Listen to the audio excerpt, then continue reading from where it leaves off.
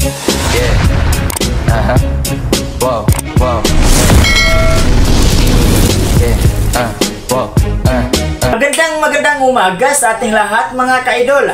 Sa video na ito, ituturo ko sa inyo kung paano nga balagyan ng follow button ang ating Facebook profile. Madali lang yan gawin at sundin lamang ang tips na ituturo ko sa inyo.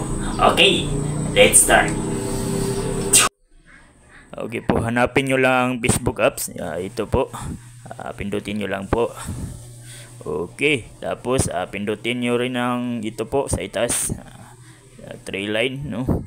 Okay, so tapos hanapin nyo ang setting mga kaidol. Ito po, pindutin nyo po. Tapos scroll lang kayo mga kaidol. Hanapin nyo ang how people find and contact you.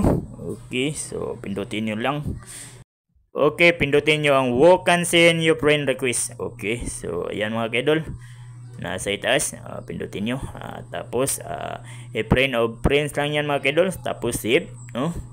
Okay, so back lang mga kaidol, i-back lang.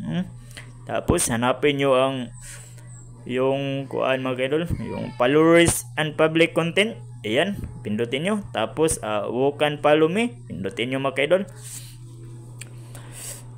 Ayan mga kaidol, i-public mo yan mga kaidol.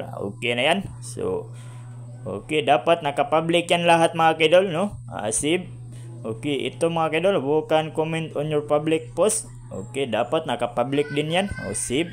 Okay, public post notification, pindutin nyo. At tapos i-public nyo lang mga kaidol. Save. Okay, so ito na naman public profile info. Okay, dapat naka-public yan lahat mga kaidol, no? Okay, so back lang kayo mga kaidol, back, no? I-back lang. Tapos pindutin nyo ang profile.